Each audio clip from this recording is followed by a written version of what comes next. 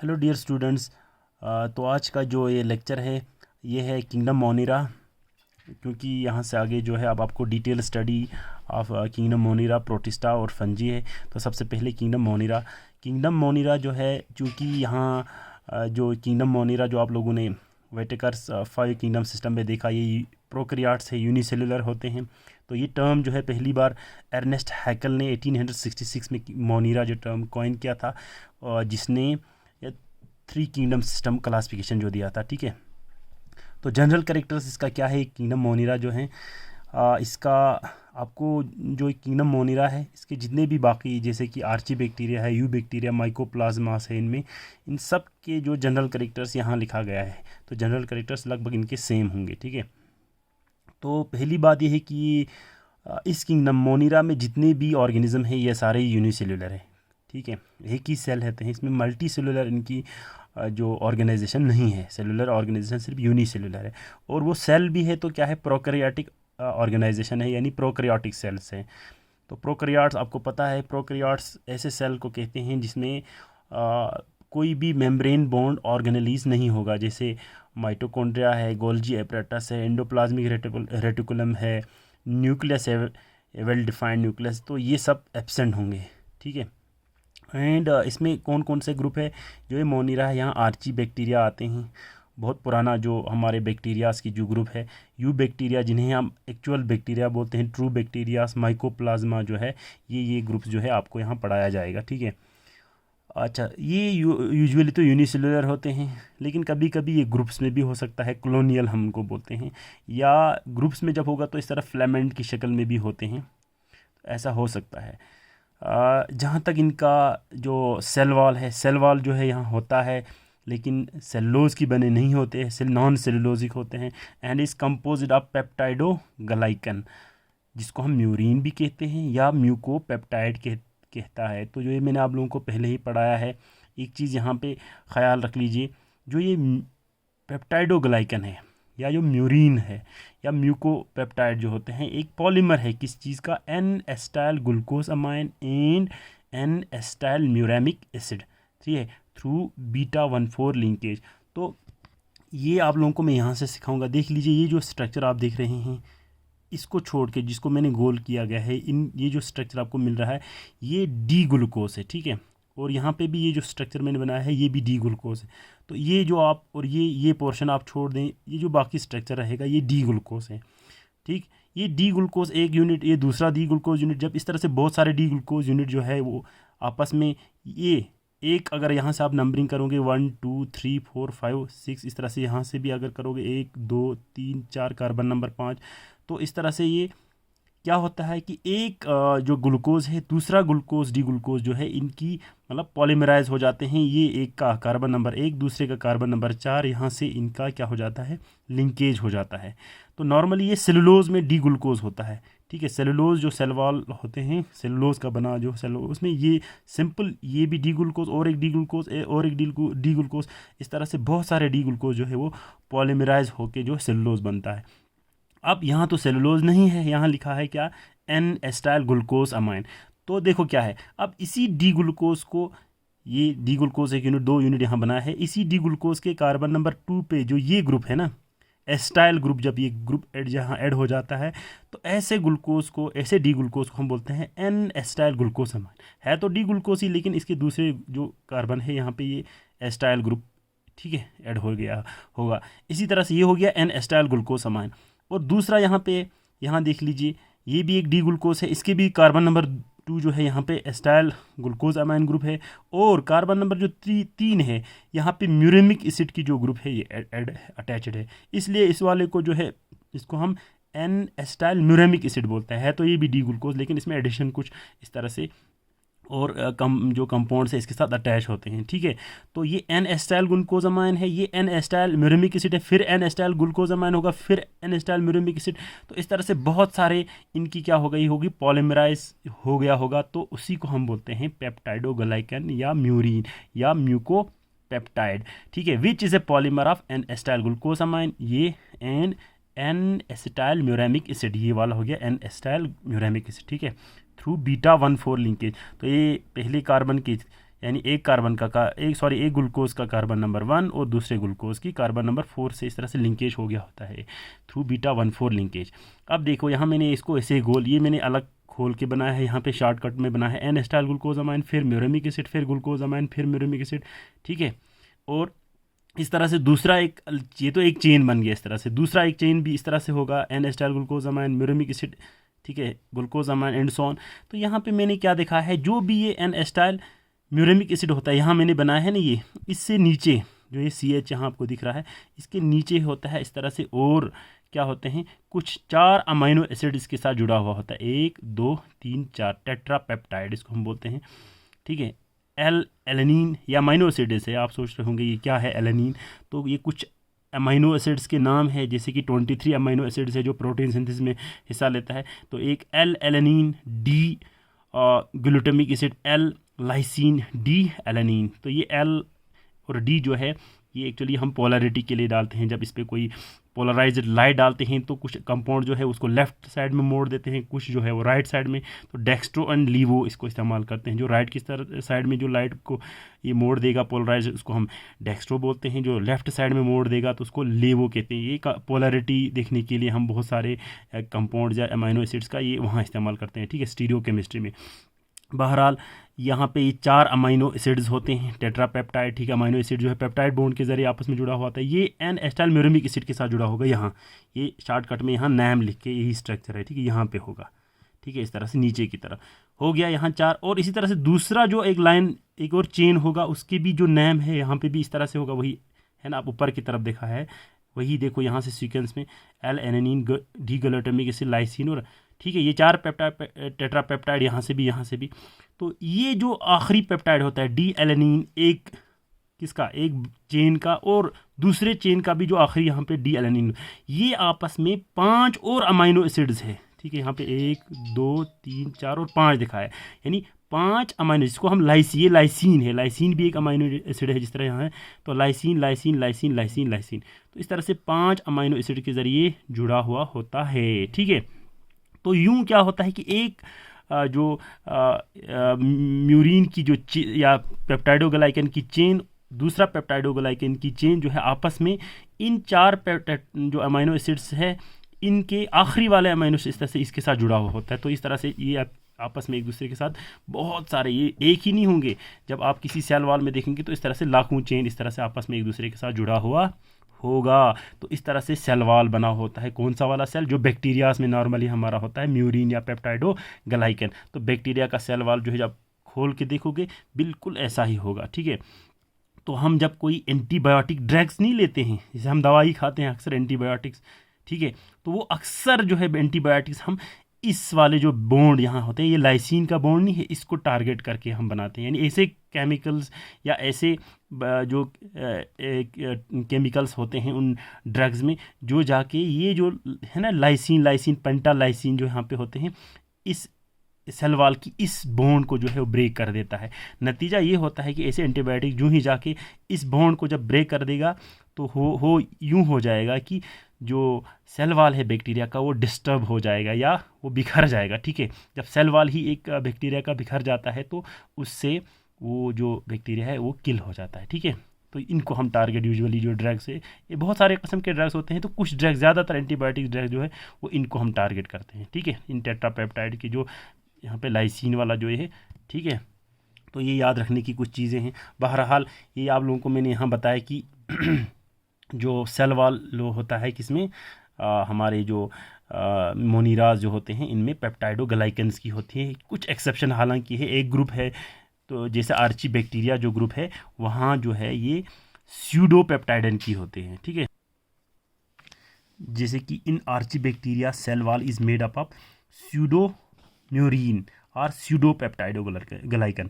यहाँ पेप्टाइडोग्लाइकन नहीं होता है बल्कि स्यूडो होता है। उसमें क्या फ़र्क है, ये स्यूडोपेप्टाइडोग्लाइकन या स्यूडोम्यूरिन जो है ये पॉलीमर है। एक तो एन एस्टाइल ग्लूकोज अमाइन तो होता ही है नैग, प्लस जहाँ एन एस्टाइल म्यूरेमिक एसिड होना चाहिए उसकी जगह यहाँ एक और ग्लूकोज की डी ग्लूकोज की कंपाउंड होते हैं, N acetyl talosaminuronic, ठीक है। N acetyl talosaminuronic acid हम बोलते हैं।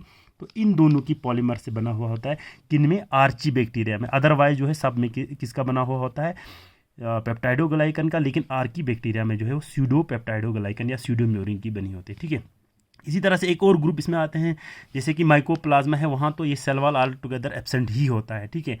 उसके बाद ए सेल इज़ प्रोकैरियोटिक, चूँकि सेल इसमें प्रोकैरियोटिक होते हैं तो तमाम मेम्ब्रेन बोन्ड ऑर्गेनेलीज, जो मैं पहले बता चुका हूँ, mitochondria, nucleus, endoplasmic, Golgi reticulum, ये सब जो है, गोल्जी एपरेटस, एंडोप्लाज्मिक रेटिकुलम वगैरह सब जो है एब्सेंट होता है, ठीक है। बिल्कुल सिंपल साधारण प्रोकैरियोटिक सेल होता है।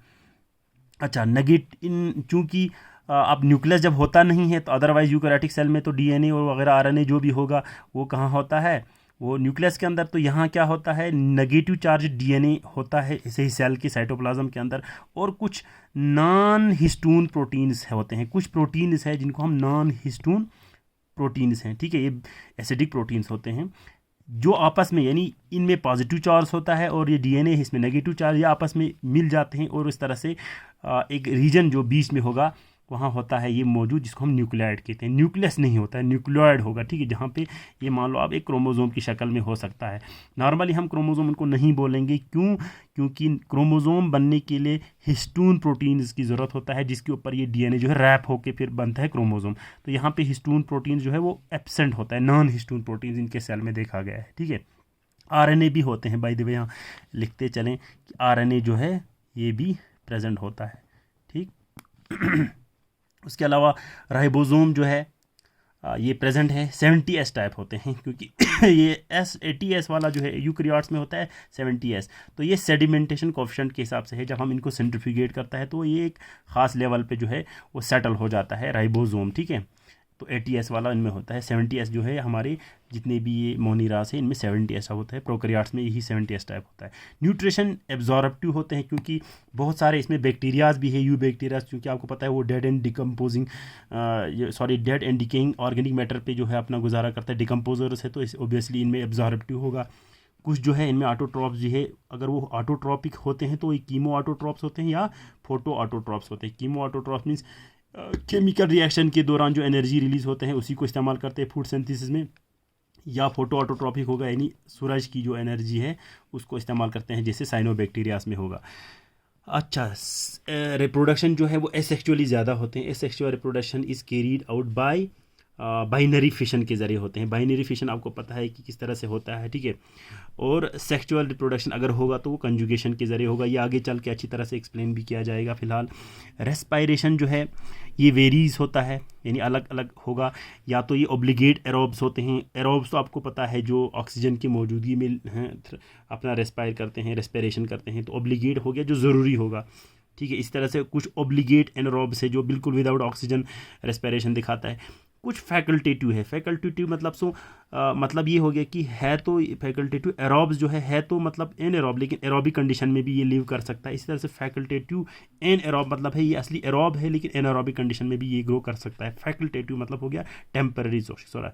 सेल डिवीजन जो है एमाइटोटिक टाइप होता है, यानी कि क्योंकि आपको पता है यहाँ आप लोगों ने अभी पढ़ा एसेक्सुअल यानी बाइनरी फिशन जब होता है तो यहाँ वो स्पेंडल फाइबर जो है फॉर्मेशन नहीं होती, क्योंकि माइटोसिस के वक्त आपने देखा क्रोमोसोम जो है बाज़ाब्ता स्पेंडल फाइबर बनता है, वो फिर आधे क्रोमोसोम इधर आधे उधर लेके फिर सेल की डिवीजन हो जाती है। यहाँ तो एमाइटोटिक टाइप, वो माइटोसिस हो गया, यहाँ ऐसा कुछ नहीं होता है, स्पेंडल फाइबर फॉर्मेशन नहीं होता है, तो एमाइटोटिक टाइप हो गया, ठीक है। अच्छा, तो आर्ची बैक्टीरिया ये इनके पहले ग्रुप है।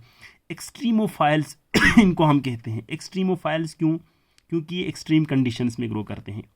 पहली बात यह है कि ये हमारे मोनीरास की सबसे पुरानी जो है हमारी ग्रुप है, सबसे ओल्डेस्ट हैं और ओल्डेस्ट लिविंग ऑर्गेनिज्म भी है बाय द वे। जब ओल्डेस्ट और मोस्ट प्रिमिटिव लिविंग ऑर्गेनिज्म होगा तो ऑब्वियसली सबसे पुराना फॉसिल लिविंग ऑर्गेनिज्म का भी इन्हीं का मिलेगा आपको, तो इसलिए ओल्डेस्ट लिविंग फॉसिल भी हैं, ठीक है। क्योंकि आर्ची बैक्टीरिया जैसे जनरल कैरेक्टर्स आपने वहाँ पीछे पढ़ लिया, तो यहाँ पे भी इनके जनरल कैरेक्टर्स उनसे ही मेल जोल होगा। कुछ खास डिफरेंस जो आगे होंगे इनके ग्रुप्स की वहाँ यहाँ एक्सप्लेन किया गया होगा। Cell wall is composite of pseudomurein और स्यूडोपेप्टाइडोग्लाइकन, ये मैं आप लोगों को पहले एक्सप्लेन कर चुका हूँ। स्यूडोम्यूरिन क्या होता है। सेल मेम्ब्रेन कंटेन्स ये ख़ास इंपॉर्टेंट इसमें ये है सेल मेम्ब्रेन, क्योंकि प्लाज्मा मेम्ब्रेन जो है उसको हम सेल मेम्ब्रेन भी बोलते हैं, कंटेन्स ब्रांचेड चेन लिपिड्स, ठीक है, क्योंकि कोई भी सेल मेम्ब्रेन जो है उनमें क्या होता है, प्रोटीन्स और लिपिड्स की बनी होती है। नॉर्मली वो लिपिड जो है अनब्रांच्ड होता है, ठीक है। तो यहाँ क्या है, जो भी लिपिड्स होते हैं वो ब्रांच होता है। लो, उससे क्या होगा, ब्रांचिंग होने से, because of this branching membranes की, प्लाज्मा मेम्ब्रेन की जो फ्लूइडिटी है, यानी चेंज, स्ट्रक्चर चेंज होने का जो इसकी जो क्वालिटी है या कैपेबिलिटी है वो रिड्यूस हो जाता है। उस वजह से क्या होगा कि ये सेल जो है, ये जो आर्ची बैक्टीरियाज का जो सेल होगा, यूनिसेलर जो बैक्टीरियाज होंगे आर्ची बैक्टीरियाज, ये टॉलरेट कर सकता है एक्सट्रीम कंडीशन में, एक्सट्रीम हीट, एक्सट्रीम पीएच जो कंडीशन होगा, इनको टॉलरेट कर सकता है। ये याद रखेंगे, क्यों इनको एक्सट्रीमोफाइल्स है, ये चीज़ सेल मेम्ब्रेन की जो ब्रांचड लिपिड्स होते हैं, इनके प्लाज्मा मेम्ब्रेन की जो लिपिड जो ब्रांचड होता है, उस वजह से ये एक्सट्रीम कंडीशंस में भी सर्वाइव करने की इनमें टॉलरेंस, इन कैपेबिलिटी आता है, ठीक है। अच्छा, on the base of environment उनकी क्या होते हैं कि इनको 3 कैटेगरीज़ में हम, ये जो आर्ची बैक्टीरिया है, 3 कैटेगरीज़ में इनको हम डिवाइड कर सकते हैं। एक मेथिनोजेंस, मेथीन प्रोड्यूसिंग ये है, तो दे आर ओब्लिगेट एनारोब्स, यानी कि कंटिन्यूसली एनारोब्स है, ऑक्सीजन की गैर मौजूदगी में थ्राइव करते हैं। Found in the guts of cattle, हमारे जो मवेशी है, गाय वगैरह जो है, इनके जो स्टोमक या रूमिनेंट्स में इनको पाया जाएगा आपको। उसके अलावा मार्शी, ठीक है, दलदली इलाके जैसे पैडी फील्ड से वहाँ आपको मिल सकता है। इसी वजह से जो काव हमारा है, वहाँ से आपने देखा होगा एक ख़ास किस्म की मुश्क मीथेन जो है प्रोड्यूस हो जाता है, ठीक है। आती जो काव डंग नहीं होता, उसमें ख़ास किस्म मुश्क जो है वो एक्चुअली इसी वजह से, क्योंकि इनके गट्स में जो है वो मीथेन प्रोड्यूसिंग बैक्टीरियाज होते हैं। प्रोड्यूस मीथेन गैस, यानी CH4 gas from carbon dioxide and formic acid, ठीक है। जैसे एग्जाम्पल यहाँ दिया है मेथेनोकोकस एंड मेथेनोस्पाइरिलम, ठीक है। उसके अलावा दूसरा ग्रुप जो है, इनको हम हेलोफाइल्स कहते हैं। हेलो जो साल्ट को कहते हैं, दे आर ओब्लिगेट एरोब्स, ठीक है, ये कंटिन्यूसली ऑक्सीजन की मौजूदगी में रेस्पायरेशन करते हैं। थ्राइव्स इन साल्ट रिच हैबिटेट, क्योंकि इसीलिए हेलोफाइल्स नाम रखा है। पोजेस, इनमें ख़ास कस्म का एक बैक्टीरियो रोडाप्सिन नाम की एक पिगमेंट होती है जो सनलाइट को एब्जॉर्ब करते हैं और उसकी मदद में ये AOTP प्रोड्यूस करता है, ठीक है। इसमें भी एग्जाम्पल है हेलोकोकस एंड हेलोबैक्टीरियम जो है इसमें एग्जाम्पल है, ठीक है। तो लास्ट जो हमारा इनकी जो आर्ची बैक्टीरिया की जो ग्रुप है, उनको हम थर्मो एसिडोफाइल्स कहते हैं, ठीक है। तो इसमें कुछ ऐसे भी हैं जो एरोब्स होते हैं, एरोबिक कंडीशन में ग्रो करते हैं, यानी ऑक्सीजन की मौजूदगी में वो रेस्पायरेशन करते हैं, ऐसे भी कुछ हैं। और कुछ फैकल्टेटिव एनएरोब्स है, यानी कि है तो वो असली एरोब्स, लेकिन ऑक्सीजन की गैर मौजूदगी में एन एरोबिक कंडीशन में भी वो सर्वाइव कर सकते हैं, फैकल्टेटिव, ठीक है, टेम्पररी, यानी टेम्पररी एनएरोबिक कंडीशन में सर्वाइव करेगा। तो thrives in hot sulphur springs, usually ये होते हैं हमारे जो गर्म पानी के स्प्रिंग्स जो होते हैं उनमें ये ग्रो करते हैं, उनमें सल्फ़र प्रोड्यूसिंग स्प्रिंग्स हम होते हैं, ठीक है। तो सल्फ़र क्यों, क्योंकि ख़ास कर सल्फ़र इस्तेमाल भी करते हैं। देखो, अंडर एरोबिक कंडीशंस, यानी कि यहाँ पे कुछ एरोब्स भी होते हैं बोला था, तो जो एरोबिक बैक्टीरिया जो थर्मो एसिडोफाइल जो इनके स्पीशीज या स्ट्रेन्स होते हैं, वो क्या करते हैं, वो क्योंकि एरोब होगी ऑक्सीजन की मौजूदगी में, ये ऑक्साइड सल्फ़र, ये पानी में जो सल्फ़र होगा उसको ऑक्सीडाइज करके उसको सल्फ्रिक एसिड में चेंज कर देता है, ठीक है। तो यूँ क्या करेगा, देखो 2 times sulphur plus 2 times water plus 3 times जो है यहाँ पे ऑक्सीजन लिखा था, ठीक है, O2, तो ये 2 times H2SO sulphuric acid plus energy, जो इस एनर्जी को ये अपने फूड बनाने के लिए इस्तेमाल करते हैं, ठीक है। तो ये एरोबिक जो बैक्टीरियाज होंगे थर्मो एसिडोफाइल्स। इसी तरह से जो एन एरोबिक यानी फैकल्टेटिव जो एनारोब्स होते हैं, वो क्या करेंगे, कुछ उनमें से अंडर एनारोबिक कंडीशंस वो सल्फ़र को उल्टा रिड्यूस करके हाइड्रोजन सल्फाइड में जो है वो रिड्यूस कर देते हैं, यानी इसको हम रिड्यूस करके हाइड्रोजन सल्फाइड में बना देगा, ठीक है। तो इस वक्त भी ये इस दौरान भी जो एनर्जी रिलीज़ हो जाएगा, चाहे इस दौरान रिलीज़ हो जाएगा, उसको अपने फूड यानी कीमो ऑटोट्रॉप्स होते हैं, ठीक है। यहाँ पे लिखा गया है कीमो ऑटोट्रॉपिक होते हैं, ठीक है। एग्जाम्पल यहाँ लिखा गया है पायरोकोकस एंड थर्मोप्लाज्मा, ये कुछ एग्जाम्पल्स है किसके, थर्मो एसिडोफाइल्स के। तो यूँ हमने आपको यहाँ पे मोनीराज के बारे में पढ़ा है आज के लेक्चर में, और मोनीराज में भी हमने सबसे पहले जो है लिया है कौन सा वाला, आर्की बैक्टीरियाज के 3 ग्रुप, जिसमें मेथनोजेंस, ठीक है, उसके अलावा हेलोफाइल्स और जो थर्मो एसिडोफाइल जो है, ये 3 जो है ग्रुप आप लोगों ने पढ़ा। तो इंशाल्लाह कल हम जो है नेक्स्ट लेक्चर जो हो इसी मोनीरा का यू बैक्टीरिया यानी ट्रू बैक्टीरियाज के बारे में पढ़ेंगे, ठीक है। ओके भाई।